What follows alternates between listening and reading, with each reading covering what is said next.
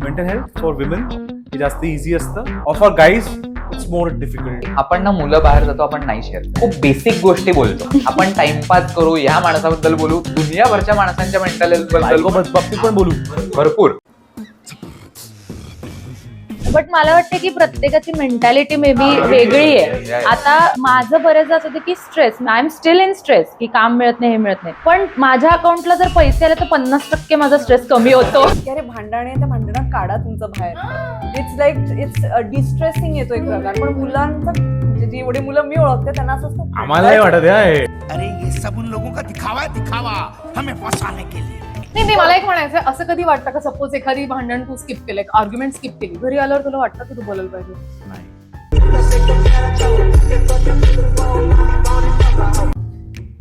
मग ठीक आहे. मला खूप वेगळा एक्सपिरियन्स झालाय लग्नानंतर. मला काढून घ्यायला लागतं की भांड बोल, खरं भांड.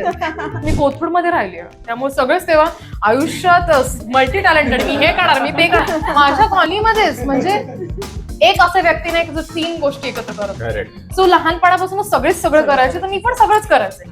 आणि त्यामुळे ते आता बॅकअप प्लॅन असं काही नाही. But then in the end मला शेती करायची.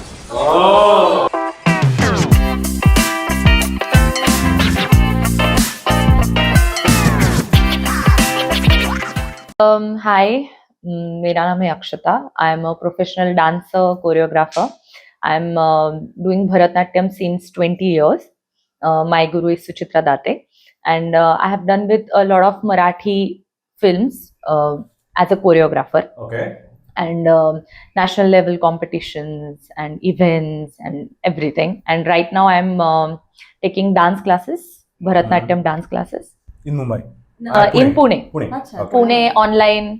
And let's see, मुंबई में अगर जल्दी से अच्छा सी जगह मिल गई तो वो भी स्टार्ट हो जाएगा. 100%. So we just shifted to Mumbai. Okay. Newly married, newly shifted. So, newly married मतलब कितना टाइम वो लिखना किती पड़ेगा? दिवस झाले? 8 महिने. Oh. एक month. आत्ताच नमस्कार, मी ध्रुव कौस्तुभ दातार. मी एक ऍक्टर आहे. लक्ष्मीच्या पावलाने नावाची मी सिरियल करतो, त्यात मी विलनचं कॅरेक्टर करतो.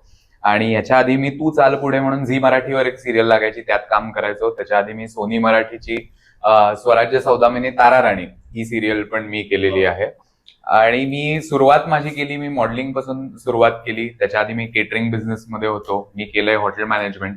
आणि मी I consider myself as a accidental actor, कारण मी असं काही कशाचं मी शिक्षण नाही घेतलंय. मी ऍक्टिंग या फील्डमध्ये अजिबात, मी ललितला नाही गेलो, NSD नाही केलंय, काही नाही केलंय यापैकी मी. आणि मला असं वाटलं की लहानपणीपासून ते मला आवडायचं, सो मी म्हटलं की आपण एकदा प्रयत्न तर करून बघू, की नंतर ते रिग्रेट नको की बरोबर आहे. आपल्याला आपण का नाही केलं. आपल्याकडे होता वेळ, Exactly. आणि लॉकडाऊनमुळे तो वेळ मिळाला मला, कारण धंदा बंद पडला.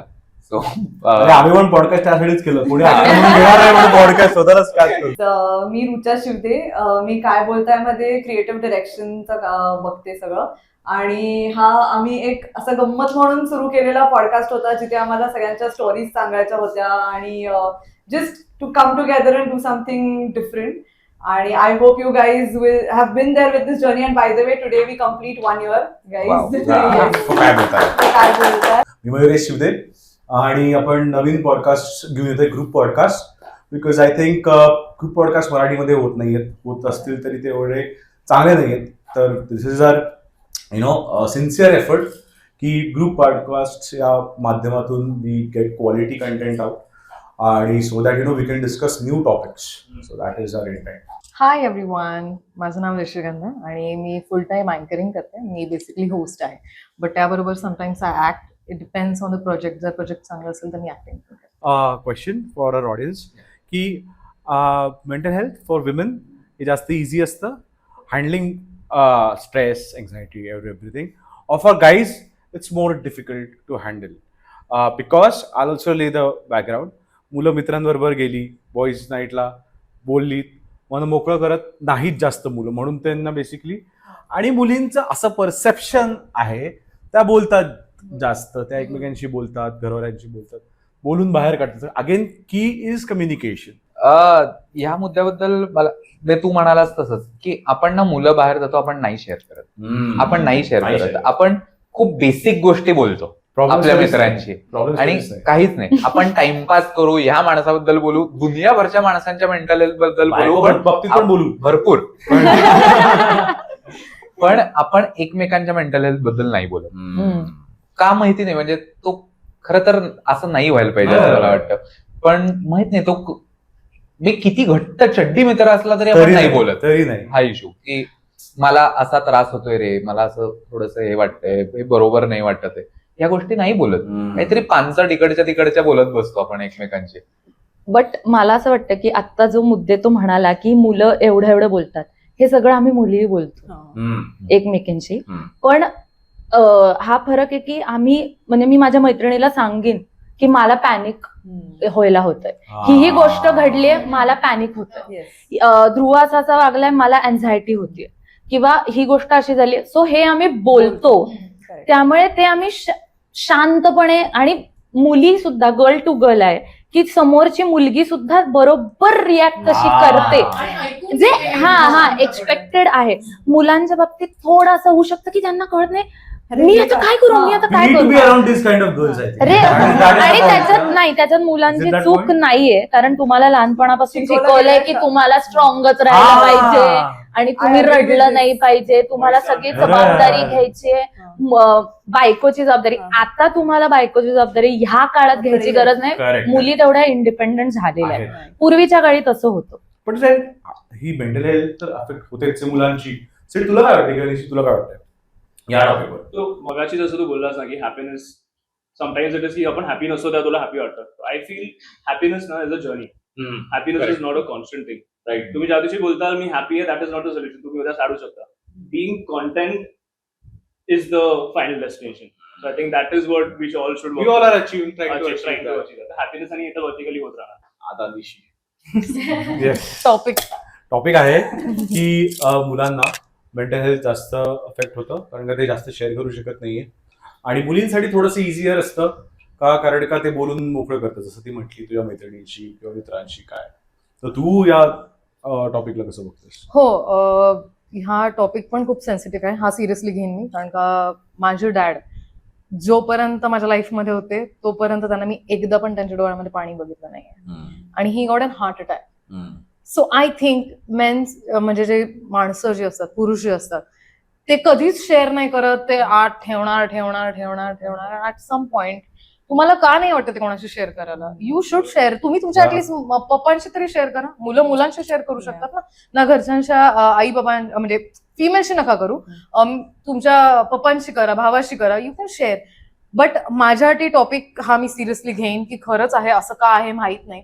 तर सगळ्या, म्हणजे एवढ्या छान मुलांना, पुरुषांना, ज्यांनी हा एवढा छान समाज बनवला आहे, त्यांना मी सांगू इच्छिते की प्लीज ओपन अप. बाहेर ठीक आहे, रडायला वाटते रडा, आणि बडबड करायची बडबड करा, भांडायचं भांडा, आणि यु नो डिस्कस. कारण का यू नेव्हर नो, म्हणजे हे जास्त करून पर्सेंटेज बघायला गेलं तेव्हा मी पप्पांच्या वेळेला खूप रिसर्च केलं होतं. माझी 12वी झाली होती तेव्हा त्यांना हार्ट अटॅक आलेला, आणि ही वॉज 51 इयर्स ओल्ड. असं पण होतं की खूप होते ते वयात. सो त्या काळात मी खूप रिसर्च केलं की का असं तसं. तर ते एक या पॉइंट ऑफ व्ह्यूनी असं कळलं की फिजिकल काही गोष्टी असतील त्यांच्या, पण he was really that person की ज्यांनी कधीच काही बोललं नाहीये, म्हणजे ओपनच नाही झाले, तर का नाही व्हायला पाहिजे?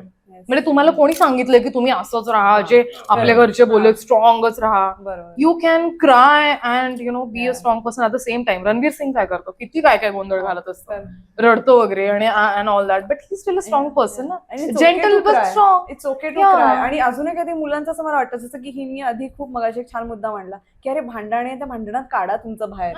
इट्स लाईक इट्स डिस्ट्रेसिंग येतो एक प्रकार. पण मुलांचा, म्हणजे जी एवढी मुलं मी ओळखते त्यांना असं असतं, आम्हाला नाही वाटत मुलांना असं वाटतं की आम्ही भांडण नाही करत शकतो, म्हणजे भांडण कसं करायचं. प्रत्येक मुलाला वाटतं आपल्या आयुष्यात भांडण एक्झिस्ट झालंच नाही पाहिजे, किंवा आपण नाही, भांडणं तर झालीच पाहिजेत भांडणं. आणि जर बाहेरच काही निघालं नाही ना, तर तुम्ही त्या गोष्टीवर गिव्ह अप करा. मी तुला याच्यात एक काउंटर देतो, कारण का भांडणं माझ्या मेंटल हेल्थ साठी मला वाटतं हे बॅड आहे. का, कारण का वाद घालू शकतो, पण का फर्स्टली मी माझ्या कम्फर्ट झोनच्या बाहेर येतोय, ठीक आहे. मग असं असतं की मला माहिती माझी चूक आहे, कारण का त्यामुळेच तर मग तुम्ही भांडतायत.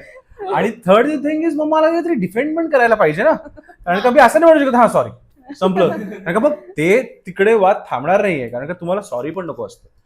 Just मला एक म्हणायचं असं कधी वाटतं का सपोज एखादी भांडण तू स्किप केलं, आर्ग्युमेंट स्किप केली, घरी आल्यावर तुला वाटतं की तू बोलायला पाहिजे होतं? नाही, कधीच नाही. मग ठीक आहे, पण तुला नाही वाटत आहे, मग ठीक आहे. पण माझं मेंटल हेल्थ त्या बाबतीत खूप स्ट्रॉंग आहे. नाही, त्यांचं ठरलंय. हा. त्यांचं ठरलंय. आम्ही ठरवून आलोय ती. आर्ग्युमेंट मध्ये काही बोलायचं राहिलं ना की मला 2-3 दिवस मला हे बोलायचं होतं. आपण असं वाटतं. आपल्या मुलींचं ते कसं वाटतं कमबॅक चांगला अरे हा मुद्दा सुचला नाही. बोलून घ्यायला पाहिजे होता असं वाटतं. कमबॅक कधी चांगला सुचला नाही, तो मला फार खातं की यार तेव्हा मी असा कमबॅक देऊ शकलो असतो. सगळ्यांनाच होतं ते. आय थिंक की मनात काय असेल तर बोललेलं एनी टाइम बेटर. Yeah. पण ते नाही बोलत ना आपण. नाही पण पण मग ते आपण ते अनालाइज करतो तेव्हा आपल्याला जाणवतात त्या गोष्टी. आपण ते भांडण एका दिवसाने किंवा त्याच्या पुढच्या 2 तासाने जेव्हा ते अनालाइज करतो तेव्हा हे मुद्दे सुचतात. बरोबर. तिथे बोलताना नसतात सुचलेले आपल्याला. बरोबर. हा. आणि मग नंतर ते कशाला मग परत नाही, काढायचं मला खूप वेगळा एक्सपिरियन्स झालाय लग्नानंतर. मला काढून घ्यायला लागतं की भांड बोल ना काहीतरी. नाही तू वाईट नको वाटून घेऊ, अरे बोल ना, डायरेक्ट बोल, काही प्रॉब्लेम नाही, मीच आहे. असं मला होतं बरोबर की आहे. मुलांचं असं होतं की ते त्यांना असं खूप ते त्यांचं आम्हाला नसते सवय तू भांडायची. वेगळ्या वेने घेऊ नको. अरे दरवेळी थोडी ना घेणार आहे वेगळ्या पण मुलांना- वेने. बिंदास बोल, बायको आहे तुझी. मला विचारायचं की मुलींना जास्त सवय असते की भांडायची नाही म्हणत मी, हार्ट ओपन आउट करायची, आणि मुलांना तशी कमी असते. म्हणजे आता जर मला काही प्रॉब्लेम आहे रुचाशी तर I will just say it असं, पण मग त्याचं रूपांतर भांडणात होतं, त्या गोष्टीला मला प्रॉब्लेम आहे. कारण काय I am not ready for it. I am sharing की मला असं वाटलं हे चुकलंय, पण मग तो तिकडे व्ह्यू पॉइंट मांडणं, मग त्याला डिफेंड होणं, मग तो प्रॉब्लेमॅटिक होतो माझ्यासाठी. तुझ्या या मुद्द्यावरती मी म्हणेन की 10 वर्ष 7 महिने. आता I tell you good part also. 10 वर्षानंतर ते सगळ्या गोष्टी खूप कमी आणि न्यूट्रलाइज होतात, because then you start understanding each other without saying मी बघितलं तरी दॅट यू कॅन कळून डेव्हलप. या की हे करायचं नाही करायचं. Boys are more emotional than girls. And they can't handle emotions. They That's the can't problem. Handle emotions, Yes. But they can't share. त्यामुळे ते सगळं दाबून मग राहतं. काहीतरी एकदम सडनली आम्ही मुली Burst out हो, होतं. कधीतरी एकदम बस्ट आउट होत. मुलांना इमोशन म्हणजे हेच करतात, हँडल करता येत नाही असं मी म्हणेन. त्यांना इमोशनल मॅनेजर लागतो थोडक्यात. हा, मी म्हणलं ना, बोल मला, भांड माझ्याशी, काढून घ्यायला लागतं. कधी कधी आपल्यालाच ते असं की रोल घ्यायला लागतो की आता होऊन जाऊ दे, काय वाटतंय मनात तर येऊ दे बाहेर. पण काय कसं वाटतं मेंटल Sorry, कसं तरी कसं वाटतं होतं. कसं वाटतं once you have like clear things मनातनं, छान भांडण झालं किंवा डिस्कशन म्हणू आपण त्याला, छान झालं, त्याच्यानंतर तुम्हाला कसं वाटतं? मुलांना कसं वाटतं आणि मुलींना कसं मला वाटतं? असं वाटतं कसं तरी होतंय, नंतर जेव्हा छान वाटतं तेव्हा छान होतंय असं होतं. असं रडल्यानंतर छान हा. वाटतं, रडल्यानंतर म्हणजे म्हणजे बरं वाटतं, खूप हलकं वाटतं. ते हलकं वाटतं. हलकं वाटतं. असं डिस्कशन नंतर ते कसं वाटतं, कसं मुलांना कसं वाटतं आणि मग मुलींना कसं वाटतं असं विचार. विचार तू मला वाटतंय, मुलांना विचार. ऑन ध्रुव. भांडल्यावरती तर चांगलंच वाटतं. आपण आता रडल्यावर विचारलो. हे दोन्ही हा. कारण भांडण आणि ते रडणं. मला असं वाटतं ते भांडण व्हायच्या आधी मी 4 वेळा भांडलेलो असतो माझ्या डोक्यात. So ते मी 4 वेळा भांडलेलो असतो, फक्त मी ते येत नाही बाहेर.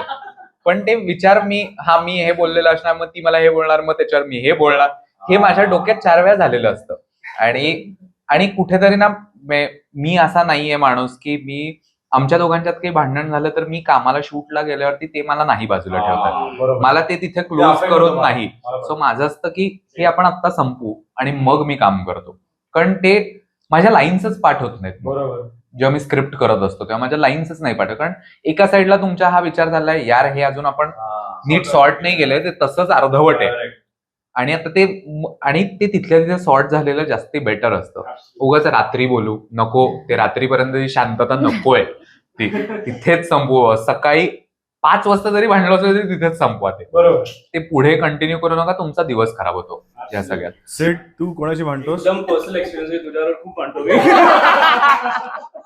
आणि आय थिंक एक्स्पेशली क्रिएटिव्हली आपण जेव्हा एकत्र काम करत असतो ना, तेव्हा काय होतं की न कळत कोण एक दुसऱ्याला काहीतरी बोलून जातं की अरे हे चांगलं नाही का, ते चांगलं नाही का, विदाउट थिंकिंग तो समोरचा माणूस तो कसं विथ ऍक्टिंग ऑल्सो. तू कधी कदाचित कोणी ऍक्टिंगली बोलून दिला, अरे तू हिट नाही केलं, तू ऍक्टिंग केलीस का कधी, पण it are all bad thoughts that come.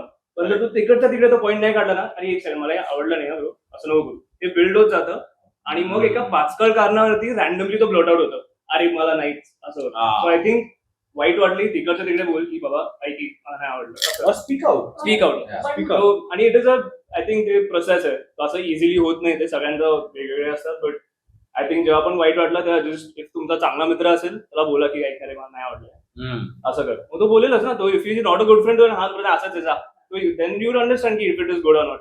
But I think speaking the heart out is on the same point माझा mental health I tell you की कदाचित मला त्या मोमेंटला तुझ्याशी नाही बोलता येणार, तसं तोंडावर नाही बोलता येणार, पण मी घरी जाऊन तुला 100% मोठा मेसेज टाकेन.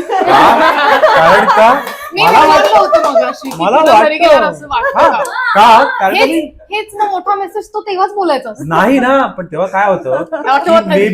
May be I am not able to articulate my thoughts किंवा I am not able to fight on the point that I want to talk on. का कारण का कुठेतरी मी कमी पडतोय त्या कॉन्व्हर्सेशन मध्ये, किंवा मला असं वाटतं की मला तुला दुखवायचं नाही. सिम्पल, हा, हा. As simple as that. मला तुला तोंडावर नाही दुखवायचं, पण मी घरी जाऊन आय मेक शुअर की हे पॉइंट्स होते, मला हे बोलायचं होतं, कदाचित याच्यानंतर आपण फोन कॉलवर परत बोलू शकतो. So I might take that route. नाही, मला असं वाटतं की आता मगाशी तू जो पॉइंट विचारलास तो की मुलींना मेंटल हेल्थ हँडल करण्याचं पण मुलांना, आणि ह्याचा जो पॉइंट होता तो की मी कामाच्या वेळी गेल्यावरती ते माझ्या डोक्यात राहतं. सो मुलींचं असं होतं की दे आर मल्टीटास्कर, ते मल्टीटास्क करू शकतात मुली. त्यामुळे बऱ्याचदा आमचं असं होतं की आम्ही कामाला गेलोय, आम्ही फक्त काम करतोय, पण डोक्यात आहे आपल्याला घरी जाऊन बोलायचं आहे, डोक्यात आहे पण, आणि तेवढा ट्रस्ट असतो की नवऱ्यावरती बॉयफ्रेंडवरती, की तेवढा ट्रस्ट असतो की त्या 8 तासात काही बिघडणार नाहीये, मुलांना आपण रात्री बोल. सो त्या मुलांना मे बी असं होतं की ओव्हर थिंक करते का, Anxiety असते. ओव्हर थिंक करते का, ती ओव्हर थिंक नाही, ती काम करते तिचं, ती घरी येऊन बोलणार तुझ्याशी. सो म्हणून सुद्धा असं होतं की ओव्हर थिंकिंग पण मुलांना असतं, त्यांना काय असतं की तेव्हाच ओव्हर थिंकिंग मुलांना असतं, मुलांना वाटतं की आपल्याला असतं. करेक्ट. सो हे जे एकमेकांबद्दल आपणच बनवून ठेवलेला एक विचार असतो ना, तो खरं वाढवतात गोष्टी. हा, ही अशीच रिॲक्ट करणार आहे. हा, एक्झॅक्टली. आधीच ठरवू नका, मी मित्राबरोबर बाहेर जाऊ का, तर ही मला माहिती हे आधीच रिॲक्ट करणार आहे की नको जाऊ. जा. कदाचित NIPR ला आम्ही भेटायला जाऊ का, तर आणि किती हा, पण जाजामध्ये परमिशन नसते. आणि जाजामध्ये परमिशन आणि नसते. आजकाल विचार तू जा. सोड. जाऊनच दाखव. आजकाल जाऊन आल्यावरती एक सॉरी असतं, सॉरी किंवा नाही, मी चाललोय ओके, आता तसे तुझ्या मित्रांमध्ये येऊन मी काय करणार. ते पण आहे. अगदी खरंय. आता मला एक सांगा, टॉकिंग ऑन मेंटल हेल्थ, जसं आपण बोलतो, गोवाला जाताना कोणाला डिप्रेशन वगैरे येतं का, किंवा गोवाला गेल्यावर म्हणजे किंवा बीचवर गेल्यावर, नेचरमध्ये गेल्यावर, ते मला प्रश्न असा आहे. मला ऍक्च्युली पहिल्यांदा जेव्हा मी गोव्याला जात होते तेव्हा मी ट्रेनमध्ये होते आणि खूप एक्सायटेड होते की गोव्याला जायचं, गोव्याला जायचं, बीच वगैरे. मी कधीच गोव्याला कारण गेले नव्हते. मग त्याच्यानंतर त्या प्रवासातच माझं असं झालं की ओके, बीचला गेलो आपण, बिअर वगैरे प्यायली, खाल्लं प्यायलं, ओके, मग आता दुसऱ्या दिवशी काय करायचं. Over thinking. हे मला प्रवासातच ऍक्च्युली आलं होतं लक्षात की ओके, मग दुसऱ्या दिवशी काय करायचं. मग नंतर तिथे गेल्यावर कळलं की ओके, खूप काही करायला आहे. सो असं माझं गोव्याला गेलं, पण 2 दिवसाच्या वर मी गोव्यात नाही राहू शकत. मला गोवावर ना येताना डिप्रेशन येतं. का, कारण का मला परत नाही घरी यायचं आहे ना. Goa is like a holiday. For example, Goa is an example, any vacation for that matter of fact, की ती कशी बघतो आपण. मग ते आपण गोवात जसं ब्लिसफुल असतो, जसं हॅपी असतो, जसं आपण चिल करत असतो, why can't we have that state of mind in a normal everyday day-to-day living? आहे ऍक्च्युली, म्हणजे माझं तरी आहे की मी 2 दिवस गोव्याला जाऊ शकते, मग माझं असं होतं घरी चला. आणि मला आणायचं पण नाहीये. काय मला normal day to day life मध्ये ते आणायचं पण नाहीये तो सोड. नाही, तुला काय वाटतं? निशिकाचा विचार करते वेगळा. गोव्याचा मी क्वेश्चन गोव्याला जातच नाही वगैरे. Any holiday. वेकेशनला जाताना कधी आपल्याला डिप्रेशन का नाही येत, एन्झायटी का नाही येत तिकडे गेलं. मजा वाटत असते आपल्याला हॉलिडे करायला असं, मग तेव्हा डोक्याचा युजच नसतो बरं, ब्रेन झिरो. करेक्ट. का, कारण का you are in a bliss stage, you are not thinking. So is not thinking the solution to be happy? कारण का काय, कारण मी कुठेतरी वाचलं की when you are not thinking about things, you are actually more happy. कारण का when you start thinking about it, for example मी तुम्हाला देतो की तुम्हाला किती पैसे हवेत महिन्याला, फॉर एक्झाम्पल असं आपण एक जर हायपोथेटिकल तू म्हणशील 5 लाख 10 लाख 15 20 25 काही पण वेन आय स्टार्ट, पण तेव्हा तोच विचार करते हा मला एवढे पैसे मिळणार आहेत, you are happy. But now then I tell you की आता विचार करा की तुम्ही ते पैसे कसे कमवणार आहेत. Okay, take a second, pause. Now the problem start. So असं तो म्हणतो की thinking is the problem, so stop thinking आणि द थॉट वर फक्त फोकस करा. Because thought is something you get from a creation. म्हणजे असं म्हणतो डेस्टिनी देते तुम्हाला त्या पॉईंटवर. तर what do you all think about this? Thinking or over thinking again is relatable. आणि थॉट्स मला असं यात वाटतं की तुम्ही हे तुमचं ओव्हर थिंकिंग कधी होऊ शकतं जेव्हा तुम्ही ओव्हर अम्बिशियस होता, की मला माहिती आहे की मला आता 2च लाख मिळणार आहेत महिन्याला, मी उगाच 10 लाखचं एम नको आता पकडायला की मला 10 लाख रुपये महिना कमवायचे. मग मी खूप ओव्हर थिंक करेन, मी खूप स्ट्रेसमध्ये जाईन, मला खूप एन्झायटी होणार. कारण 20 तारखेला मला रिअलाइज होईल की यार मी 2 पर्यंतच पोहोचू शकतोय, मी 10 पर्यंत पुढच्या 10 दिवसात कसं पोहोचू. बरोबर. सो तुम्ही किती तुमचं अम्बिशन हळूहळू वाढवा तुमचं अम्बिशन, कारण ह्यातनं तुमचं ओव्हर थिंकिंग वाढतं. की ओव्हर अम्बिशियस गोल्स ठेवू नका. करेक्ट. की मी डिरेक्टली इकडून 5व्या पायरीवरतीच उडी पडेल माझी, नाही पडणार तुमची 3री किंवा 4थी मॅक्सिमम. ते डिपेंड ऑन तुम्ही काय करताय आणि कशा ह्याच्यात आहात. सो मला वाटतं की ओव्हर थिंकिंग तिथे तुम्ही तुमचं थोडंसं आणि स्ट्रेस थोडा तिथे कमी करू शकता. की तुम्ही ओव्हर अम्बिशियस प्लॅन्स नका करू. मी पुढच्या महिन्यात हे करेन, मला 3 ऍड शूट्स पुढच्या महिन्यात करायचे, मी असं टार्गेटच ठेवत नाही की मला 10 करायचे. कसं करणार आहे? 15 दिवस सिरियलचं शूट करायचंय, बाकीचं हे करायचंय, 4 दिवस हिच्याबरोबर घालवायचे, उरतच नाहीत माझ्याकडे 10 दिवस. नाहीतर मला हिच्यावाले दिवस काढून घ्यायला लागतील ते. मग मी एवढे पैसे कमवून काय करू जर मी ते खर्चच नाही करत. करेक्ट. करेक्ट. ते पैसे तुला वाटली? या इट्स अ गुड ऑप्शन की तुम्ही थिंकच करू नका कुठल्याही टॉपिक बद्दल जो सिरियस असेल. या आणि माझ्या मते कुठलाही जर असं तुम्हाला काही गोष्ट हार्म करते तर त्याबद्दल तो इग्नोर करणं, तो टॉपिक सिरियसलीच न घेणं हा बेस्ट सोल्युशन आहे. आणि त्याच्यामुळे खूप प्रॉब्लेम्स पण सॉल्व्ह होऊ शकतात. पण I think I suggest everyone go walk in the sunlight for 1 hour. Just walk in the sunlight for 1 hour. I love sun. मी म्हणजे खूप लोकांना उगाच सांगत बसते, but it is so important. खूप इम्पॉर्टंट आहे. मे बी हा डिस्कस करणार पण नाही आपण परत टॉपिक, कारण का सन आपल्यासाठी सनलाईट जे काही रेज येतात ते खूप इम्पॉर्टंट आहेत. आणि हा ओव्हर थिंक न करणे पण हा बेस्ट ऑप्शन आहे. ऋतिक रोशन आणि जादूनी पण तोच मेसेज दिलेला. उपयोग झाला मला, सनलाईटने उपयोग झाला. आणि बीटरूट खाऊन हे ते खाऊन शांत होतं डोकं. थंड पाणी पिल्यावर बरं वाटतं, चिडचिड न केल्यावर बरं वाटतं, टॉपिक इग्नोर केल्यावर. जे लोक आवडत नाही जे लोक आवडत आय स्वेअर. आणि जे लोक आवडत नाही त्यांच्याकडे बघायचंच नाही, त्यांचे टॉपिक्स इग्नोर करायचे. मलाही तेच वाटतं की विचार करा तुम्ही, पण असं वाटतं की विचार करा जे काही तुम्हाला करायचंय. ओव्हर थिंक करू नका, पण प्लॅन असू दे काय. Correct. Go with the plan. त्याच्यात जर नाही आपलं सक्सेसफुल झालं, then think about it. Do not over think. Let start getting ready for plan B. So study and काम असं मला वाटतं, तर ते होऊ शकेल. Rucha, what do you think? Even I think की ओव्हर थिंकिंग करून मिळणार काहीच नाहीये. किंवा थिंकिंग बेसिकली थिंकिंगच लीड्स टू ओव्हर थिंकिंग. आपण ज्याला thinking, we are humans, we are made to think. So not thinking is not an option. Very difficult. Every humans are going to, आपलं brain दिलंच आहे देवाने असं की आपण विचार करणार आहोत. प्रॉब्लेम कुठे येतो? जेव्हा त्या थिंकिंगचं ओव्हर थिंकिंग होतं, राईट. सो आपण ओव्हर थिंक करायचं जितकं आपण कमी करू. थिंक करणार आहोत, जन्म दिला आपल्याला, आपण थिंक करणार आहोत, राईट.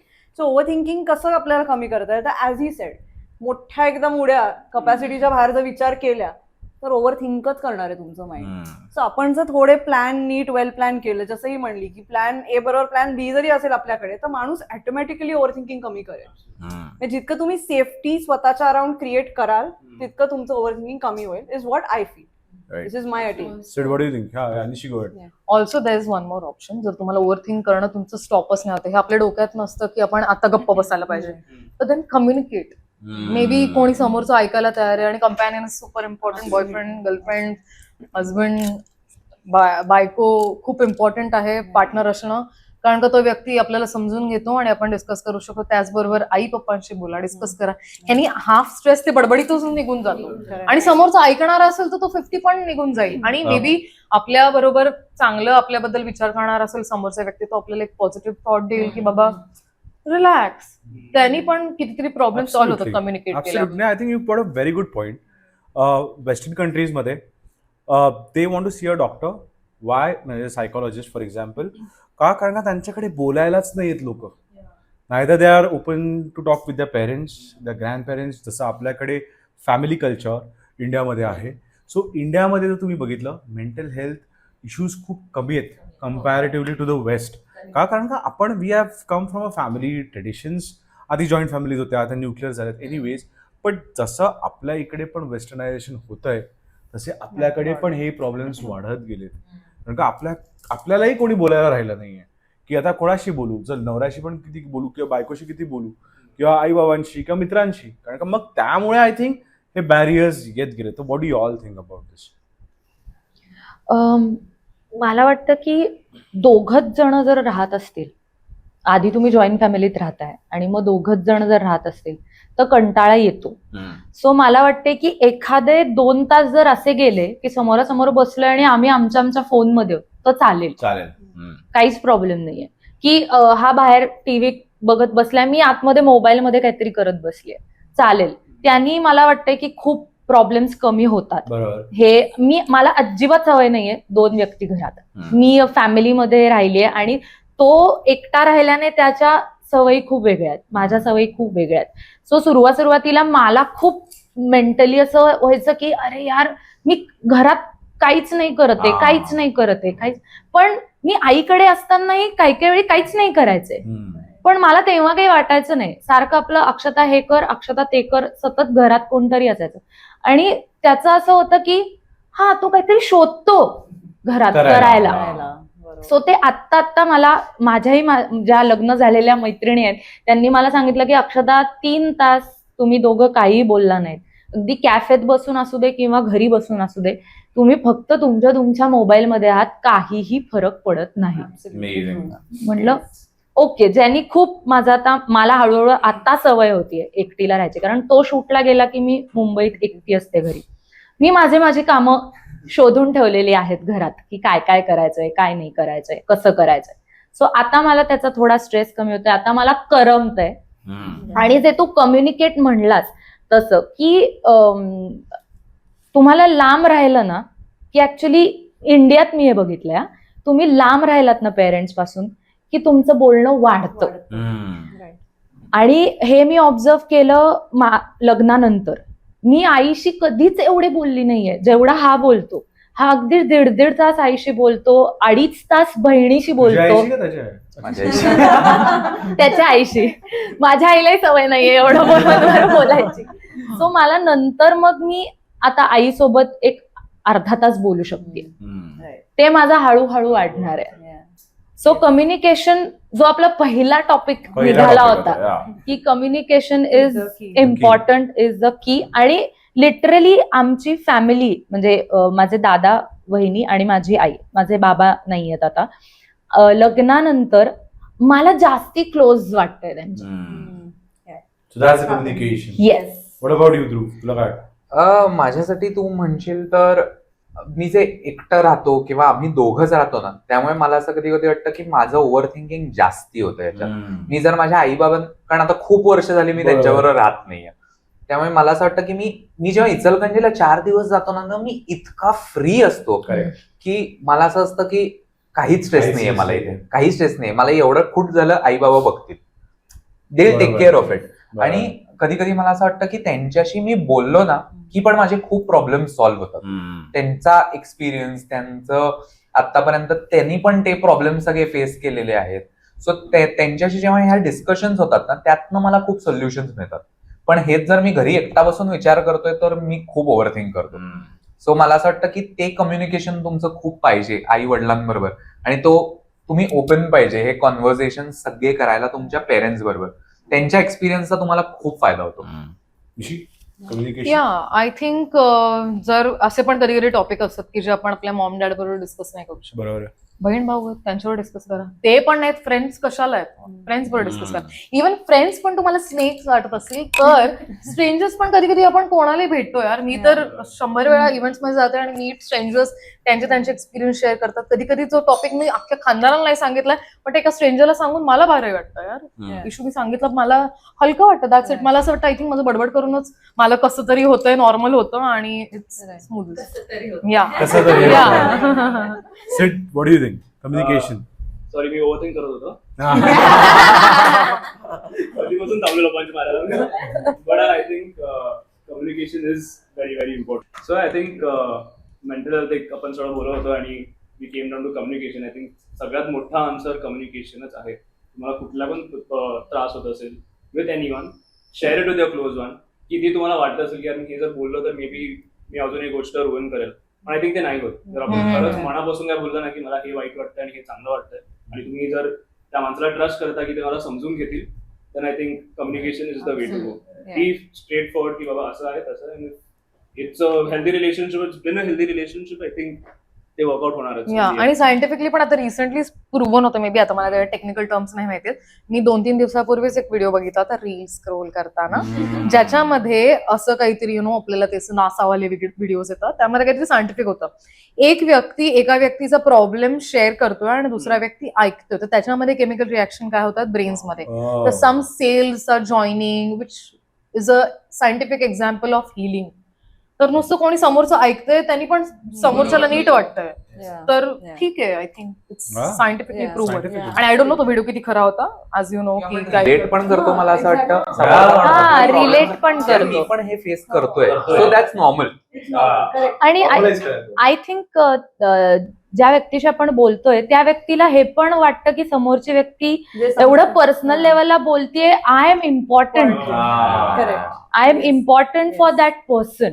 सो यासाठी पण त्या समोरच्याला मे बी छान वाटत असेल आणि मग तो बरोबर त्या पद्धतीने रिॲक्ट करतो. It's a healing process only. As she sed की इव्हेंच्युअली ते दोन्ही जण हील होत असतात. बिकॉज जो सांगणार असतो त्याला असं वाटतं हे कुठेतरी माझ्याबरोबरही घडलेलं आहे. म्हणजे हे फक्त या समोरच्या व्यक्तीवर होत नाही, हे माझ्याबरोबरही होऊन गेलंय और होत आहे whatever it is. And then that perfect solution comes. Sometimes it doesn't come, पण कधी कधी बोलण्याने पण छान वाटून जातं. So it works. So basically आपण ॲज क्रिएटर्स आपली जर्नी सुरू करतो, ॲज ऍक्टर्स और कोरिओग्राफर्स, एक बॅकअप प्लॅन आपल्या नेहमी डोक्यात असतो का? बिकॉज ही इंडस्ट्री अशी, जर इंजिनियर बनायचं असेल तर मला माहिती आहे ठीक आहे कॉलेज करेल, जॉब मिळेल, ते सगळं एक सेट पाथवे आहे. पण for us to be an actor आपण म्हणतो यार इतर 90% फेल व्हायचे चान्सेस आहेत. तर तू जेव्हा सुरू केलीस तुझं नाही का तू सुरू केली, you always had a backup plan in mind की हे नाही झालं तर मी हे करेल. And is it right to have that, का तुम्ही बोलायचं नको बॅकअप प्लॅन, मला ऍक्टर बनायचं म्हणजे मी ह्याच्यावरच मेहनत करणार. So how did you guys go out with your journey? तसं आय थिंक मी कधी डिसाईड केलं नव्हतं की मी ऍक्टिंग करेल, मॉडेलिंग करेल आणि अँकरिंग करेल किंवा काय होईल. मी केले फाईन आर्ट्स अभिनवामधून आणि त्याच्या आधी 12th सायन्स केले आणि माझा या फील्डचे काही संबंध नव्हता. ऍक्च्युली ऍडिक्शन काय झालं, मला पैसे मिळायला लागले ना जिकडे तिकडे मी जात झाले. आणि माझं पहिलंच प्रोजेक्ट जेव्हा बाजीराव मस्तानीमध्ये जेव्हा मला डायलॉग मिळाला होता त्याचे मला 4,000 रुपये. हो, मी दीपिकाला टॉन्ट मारला. आम्हाला सांगितलं बट आम्ही तेवढ्यात शेअर केलेले. कुठलं शाळा, आम्हाला तिघींना आमचं शाळा कॉलेज एरिया बाजीराव मस्तानी इतक्या कॉन्फिडेंटली आता पण टॉन्ट मारला दीपिकाला. सो तेव्हा मला 4,000 रुपीज मिळाले त्या डायलॉगचे. बट देन मला वाटलं की ओ ते पैसे आहे, इकडे जावा. डूड बी फ्री मध्ये मारला सर्व डायलॉग. मी पोप या फील्ड मध्ये गेली. तर मला असं एक म्हणजे इव्हन यू ऑल्सो सेड की तू कधी डिसाईड नव्हतं केलं तू ऍक्टर होणार आहे. मला असं वाटतं बरेच ऍक्टर्स असे की त्यांनी कधी डिसाईडच नाही केलं की आपल्याला ऍक्टिंग करायचे. तर माझं पण असंच मी फ्लो मध्ये करत गेले आणि ते करता अँकरिंग पण करत होते. मला पैसे दोन्हीकडून मिळत होते. बट देन एका पॉइंटला येऊन ना आपल्याला पण कळतं, लॉकडाऊन मध्ये जेव्हा रिअलायझेशन झालेलं की बाबा काय कसं म्हणजे ऍक्टिंग मध्ये आपण किती करू शकणार. मी होणार आहे का करीना कपूर, मी होणार आहे का दीपिका पदुकोण, आहे का तसं टॅलेंट? मे बी टॅलेंट असेल पण लुक्स नाही, हाईट नाही किंवा काय किंवा लक नाही किंवा व्हॉट एव्हर एफर्ट्स नाही करत मी तेवढे, किंवा मी कधी फेल जाईल. मग अँकरिंग पण करा, दोन्ही हँडल करा. तर आपोआप होत गेले. लॉकडाऊनने खूप शिकवलंय की काय करायला पाहिजे. आणि येस मी कोथरूडमध्ये राहिली त्यामुळे सगळेच तेव्हा आयुष्यात मल्टी टॅलेंटेड मी हे करणार मी ते करणार माझ्या कॉलनीमध्येच म्हणजे एक असं व्यक्ती नाही की जो 3 गोष्टी एकत्र करत करेक्ट. सो लहानपणापासून सगळेच सगळं करायचे तर मी पण सगळंच करायचे आणि त्यामुळे ते आता बॅकअप प्लॅन असं काही नाही but then in the end मला शेती करायची या I want to be a shetkari Wow. Yes. Sunlight. Shilpa Shetty ने बैस्टियन खोला है. शिल्पा शेट्टी एक एक्ट्रेस भी है. शिल्पा शेट्टी का पति एक प्रोड्यूसर भी है. जिम भी है, योगा भी स्टूडियो योगा है. उसका studio भी बैस्टियन है. चल रहा है. 4 करोड़ टर्नओवर कर रहा है वो. More than that. वो क्यों बंद करेगी वो? चल रहा है मेरा exactly. So it's all about right Very good answer. opportunities. Very good answer. Brilliant answer. आणि मला वाटते की आता ह्या ज्या मोठ्या मोठ्या ऍक्ट्रेसेस आहेत की ज्यांना ऍक्ट्रेस व्हायचं होतं, कृती सॅनन, कॅटरीना कैफ, त्यांचे बॅकअप प्लॅन्स आहेत सगळ्यांचेच आहेत. की ब्युटी प्रॉडक्ट्स ब्रँड आहेत त्यांचे, Yeah. त्यामुळे ते बॅकअप प्लॅन असावा. Yeah. I think backup plan is very important. Today's काय आहे world. की passion when you convert it to a business, because we all are in business right now, nobody is doing a job, that's why I'll say that की ते म्हणजे काय असं आहे की समुद्रात उडी मारणार काय ते एकतर पोहा नाहीतर मग बुडा, पण आता बुडायचं तर नाहीये. सो यू नीड अ काय म्हणतात त्याला एक क्राफ्ट पाहिजे तुमच्या बॅकअपला की थोडंफार तुम्हाला त्या टफ टाइम मध्ये you need to sail through. कधी कधी क्लायंट्स कमी असतात, कधी कधी क्लायंट्स वाढतात. You need to have that कधी कधी इन टर्म्स ऑफ ऑपॉर्च्युनिटी. कारण की आर्ट मध्ये आपल्याला एज लिमिट आहे, Absolutely. कितीही नाही म्हण, Absolutely. आपल्याला एज लिमिट आहे. क्वचितच कोणतरी बच्चन होऊ शकतं येस, की 90ला पोचल्यावरही काम चालू आहे, अजूनही काम चालू आहे. करतातच काम अजून. पण मला वाटतं की आर्टवाल्यांना बॅकअप असावाच, कारण काही आपल्याला एज लिमिट आहे. Absolutely. डान्सरला, ऍक्टरला, ऍक्ट्रेसला येस. एज लिमिट आहे. मी यात एक पॉइंट ऍड करेन की जेव्हा मी इंडस्ट्रीत ह्या आलो तेव्हा मला सगळे माणसं म्हणायचे की तू ह्याच्यावर फोकस करत नाहीस कारण तुझा केटरिंग कुठेतरी बॅकअप प्लॅन आहे. आणि आर्ट मधल्या लोकांना ना असं उगाच तुम्हाला असं सारखं सांगतात नाही बॅकअप प्लॅन तुझ्याकडे असेल ना तू करूच नाही शकणार. अरे का नाही मी करू शकणार? मी करू शकेन, मला माहितीये मी करू शकेन, पण बॅकअप प्लॅन का वाईट आहे? मी नाही रस्त्यावर राहू शकत, मला बरोबर नाही आहे. तो स्ट्रगल करायचा, नाही ना. मला एका खोलीत 10 माणसं नाही राहायचं. नाही त्यातनंच तुम्हाला स्ट्रगल कळतो. पण मला नाही, जर मला परवडतंय 1 BHK मध्ये एकटं राहायला, मी राहणार, बरोबर आहे. मी नाही करणार. मग त्यासाठी मला काय करायला लागेल ते मी करेन, त्या सगळ्या गोष्टी. पण याचा अर्थ बॅकअप प्लॅन मुळे कुठेतरी मेंटल हेल्थ आपलं स्टेबल राहतं. राहतं स्टेबल राहतं. Fall back something that something to fall back on. Plus तुझं रिस्क कॅपिटल हा, आणि वाढतो. मलाही अशी खूप उदाहरणं आलेली आहेत की माझा जो पार्टनर होता, डान्स पार्टनर ओमकार शिंदे, नंतर तो मुंबईला शिफ्ट झाला, त्यांनी तिकडे सगळं स्ट्रगल सुरू केलं. मी पुण्यातच होते. मग तिचा पार्टनर पुढे गेला, तिचा पार्टनर हे झाला, तिच्या पार्टनरनी म्हणजे ही काहीच करत नाही. म्हणलं भाई मी रेल्वे स्टेशनवर नाही राहू शकत, मी गायब होईन. मी रेल्वे स्टेशनवर नाही राहू शकत, मी 10 जणींबरोबर नाही राहू शकत. तो राहू शकतो. मुलींच्या बाबतीत सगळे मॅटर येऊ शकतात. 10 जणी नाही राहू शकत बाबा, आम्हाला हायजीनचं बघायचं असतं, आम्हाला आमचं सामान असतं, हे स्ट्रगल नाही करू शकत जसं तो म्हणला. हा, सो तुम्ही मला मुलांची उदाहरणं देऊ नका. म्हणजे आता जो मोठा रॅपर आहे रफ्तार, जो माझ्यावर DIDत होता, ज्याचं नाव होतं मॅक्स, तर तो एका एडिटर, म्युझिक एडिटरच्या स्टुडिओत राहायचा. म्हणलं भाई मी नाही राहू शकत, आय कांट. मला सेफ जागा पाहिजे जिथे मी राहू शकते. आणि असं नाहीये की मुली करत नाहीत. काय ग, मी मुंबईत येते 2 दिवस, तुझा सोफा आहे का अवेलेबल? येते. तेवढा ऍडजस्ट 100% स्ट्रगलिंग पिरियड मध्ये करावाच लागतो. पण माझं असं होतं की डोंट कम्पेअर. त्याच्याने तुझी पॅशन कमी आहे का जास्त हे डिपेंड नाही होत. मी पुण्यातून कामं केली, मला सिरियल नाही मिळाली, त्यामुळे मला मुंबईत शिफ्ट नाही व्हावं लागलं. मला कोरिओग्राफीज मिळाल्या ज्याचे shoots out of Pune, out of Mumbai असायचे, मला प्रॉब्लेम नाही आला, मी केले. आणि माझा बॅकअप प्लॅन मी नेहमी ठेवलाय डान्स क्लासेस. माझ्या गुरूंनी मला सांगितलं होतं की 30 वर्षाची होईपर्यंत क्लासेस उघडायचे नाही, तोपर्यंत एक्सप्लोर कर. सो एकच गोष्ट नाहीये डान्समध्ये. तुम्ही इव्हेंट्स करू शकता, तुम्ही संगीत कोरिओग्राफी करू शकता, तुम्ही कॉलेज स्कूल्सच्या कोरिओग्राफीज करू शकता, तुम्ही परफॉर्मन्सेस करू शकता, जज म्हणून जाऊ शकता, खूप गोष्टी. सो त्या जेव्हा एक्सप्लोर करून झाल्या आणि बरोबर माझं वय आणि आणि आपलं लॉकडाऊन हे एकत्र झालं, त्यामुळे मग मी बॅकअप प्लॅन सुरू केला. I started classes. ऑफकोर्स त्याच्यामध्ये वर खाली खूप होत आहे आता, की मुली सोडून जातात. तुम्हाला क्लासेस सेट व्हायला ऍटलिस्ट 5 ते 6 वर्ष तरी लागतात. आणि हे तुम्हाला रिसर्च हवा. ऑफकोर्स तो मला माझ्या गुरूंकडूनच मिळालाय. आता आमच्या गुरूंच्या क्लासला 40 वर्ष पूर्ण होती, बट त्यांनी 10 वर्ष स्ट्रगल मध्ये घालवली जेव्हा त्या लग्न करून पुण्यात आल्या. सो बॅकअप प्लॅन हा असावाच असं मला वाटतंय. तुम्ही आर्ट फील्ड मध्ये असाल तर येस, तुमच्या आर्टला एका पॉइंट नंतर मरण आहे.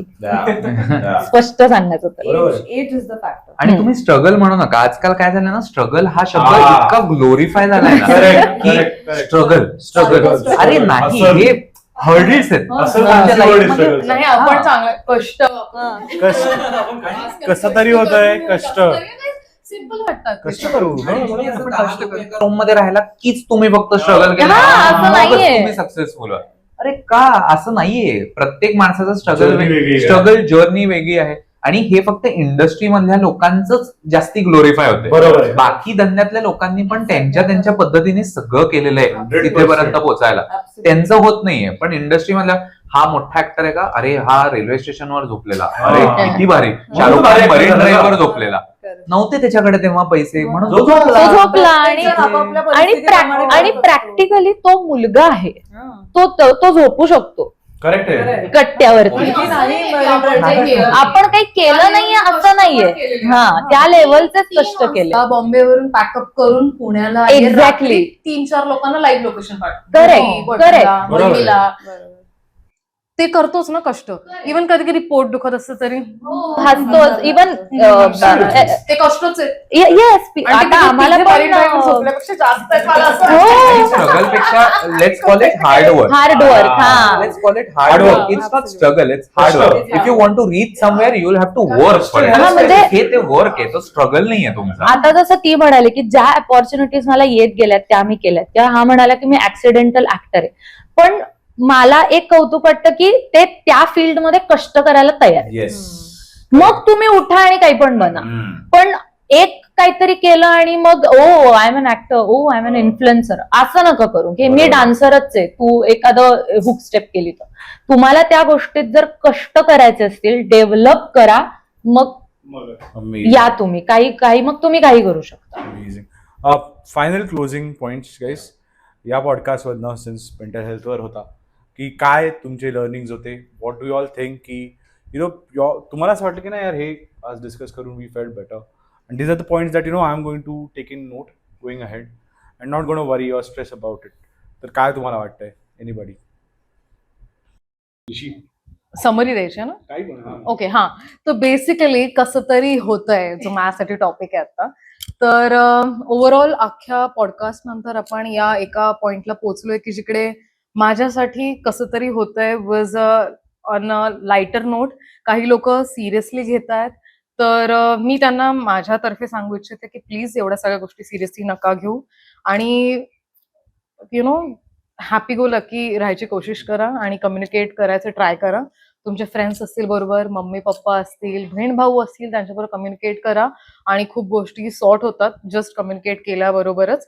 आणि त्याचबरोबर तुमचा बॅकअप प्लॅन जो डिस्कस होता आता टॉपिक, तो खूप इम्पॉर्टंट आहे. नुसतं एकच टॉपिक धरून की मला सक्सेसफुल ऍक्टर व्हायचंय किंवा मला एकदम टॉप इन्फ्लुएन्सर व्हायचंय आणि मला मर्सिडीज बेन्झ घ्यायचे, हे पॉसिबल नसतं. आपण आपली कधी कधी कपॅसिटी पण बघायची असते की आपल्याकडून होईल का नाही, किंवा आपण आपल्या हद्दीच्या बाहेर जातोय का. आणि ठीक आहे, कधी गोल अचीव्ह नाही करू शकलो तरी word is yours, I think you will win. So ह्यातनं एकतर रिलेटेबल होता. माझ्यासाठी हे पॉडकास्ट खूप रिलेटेबल होतं, कारण जे मी फेस करतोय ते तू पण करतोय, तो पण करतोय. आणि इन जनरल सगळेच जण ह्या सगळ्या प्रेशर्स मधनं जात आहेत. आणि मला असं वाटतं की मेंटल हेल्थ बद्दल जे आपण सगळं बोललो त्यातनं तुम्ही एक बघा की टेन्शन येणं is okay. Tensions are good. तुम्हाला टेन्शन येते म्हणजे you care for that thing, म्हणून तुम्हाला टेन्शन येते. इतकं for her it's carefree, for me it's not. कारण मी इतका केअरफ्री नाही राहू शकत, कारण मला ते खूप स्ट्रेस आउट व्हायला होतं इतकं केअरफ्री मी राहिलो तर. आणि परत तेच जाणून घ्या की तुमचं अम्बिशन ठेवा. जसं मी मध्ये कबीर खान सरांचा एक इंटरव्ह्यू बघितलेला, मुकेश छाबराजींबरोबर होता. त्यात त्यांनी हे सांगितलं की माझ्याकडे रोज मुलं येतात आणि म्हणतात मैंने 300 ऑडिशन दिले. सो त्यांचं म्हणणं होतं की तुम्ही 300 ऑडिशन दिलेत म्हणजे नाहीये, something is wrong with you. हा, की तुम्ही आता दुसऱ्याचं कशाचा तरी विचार करा, इट्स नॉट फॉर यू. हे तुम्ही समजून घ्या की ही गोष्ट नाहीये बाबा माझ्यासाठी, आणि आपण त्याच्या पाठीमागं नको पळायला. सो हे, आणि तुम्ही एक कुठेतरी तुमचं, मला असं वाटतं की तुमची मेंटल हेल्थ तेव्हा चांगली राहील जेव्हा एक सॅटिस्फॅक्शन लेवल ठरवा. सारखं हे केलं म्हणून मला हे हवं, मग ह्याच्यानंतर मला हे हवं, ती भूक अनएंडिंग आहे. कारण आपण इतक्या गोष्टी बघतोय बाहेर की ते कधीच संपणार नाही. ती हाव आपली कॉन्स्टंट राहणार आहे. कुठेतरी त्याला एक लिमिट घाला की मी इथेपर्यंत, मला ह्या वर्षी मला एवढंच करायचंय, मग पुढच्या वर्षी त्याच्या पुढचं. एकाच वर्षी सगळं नाही, मग तुम्ही सगळं अचीव्ह केलं तुम्हाला मजाच नाही येणार एकाच वर्षी सगळं करून. तो हळूहळू करा, तुमची मेंटल हेल्थ नक्कीच चांगली राहील. मला वाटतंय की स्ट्रगल पिरियड, आता आपण स्ट्रगल नाही म्हणणार आहोत, आपण हार्ड वर्क असं म्हणणार आहोत. सो हार्डवर्क आपण करतच राहतो. एका पॉइंटला आपल्याला इनफ सक्सेस मिळतं, त्याच्यानंतर आपण डाऊनफॉलला जातो. सो अगदी स्वतःच्या एक्सपिरियन्स वरून मी सांगेन की परत एकदा स्क्रॅच पासून तुम्ही सुरुवात करू शकता. आणि मला असं होतं की कधी कधी एका पॉइंटला, मग अशी आपण गप्पा मारत होतो तेव्हा हा विषय निघालेला की एका पॉइंटला असं होतं की आपण डायरेक्ट झिरो पासूनही नाही सुरुवात करू शकत आणि आपण पुढेही नाही जाऊ शकत. तर तेव्हा खरंच म्हणजे की काम मागायला मला खूप लाज वाटायची की बापरे, आता कसं मी यांच्याकडे काम मागू, आणि आता अचानक मी ऍक्टिंग सुरू करतेय परत एकदा, ऑडिशन्स वगैरे, तर मी कसं करू. तर त्यासाठी तुम्हाला खरंच एक जवळची व्यक्ती लागते, जो की माझा नवरा आहे. तर तुमची आई असेल, बाबा असतील, जे की आपण परत येऊ की कम्युनिकेशन. सो मला वाटतं की काम मागायला लाज नाही वाटली पाहिजे.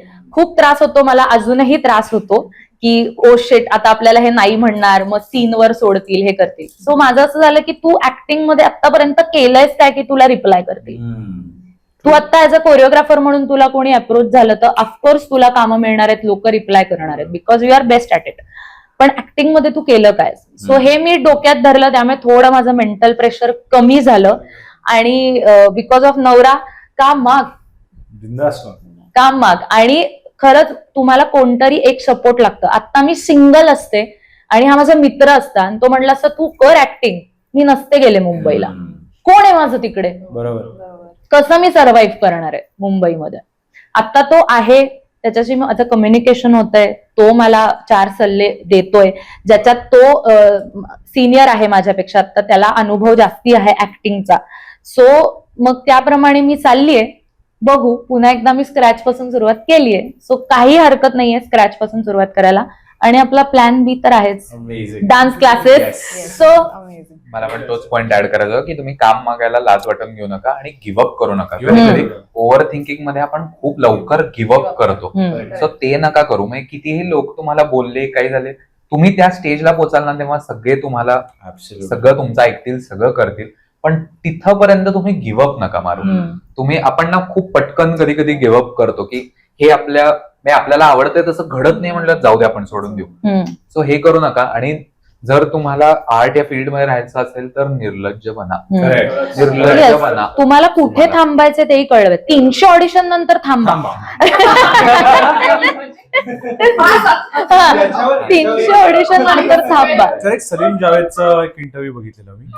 सो त्यांनी एका वर्षी दीवार पण काढली आणि शोले पण काढली, आणि दीवार one all the awards, Sholay didn't one single award. तर त्यांना विचारलं काय बाबा, त्याच्या एका वर्षात जास्त 2 भारी कामं करू नका म्हणे. Don't do too much also in a year, that you won't get recognition for it. What do you feel, Rucha, your ending points?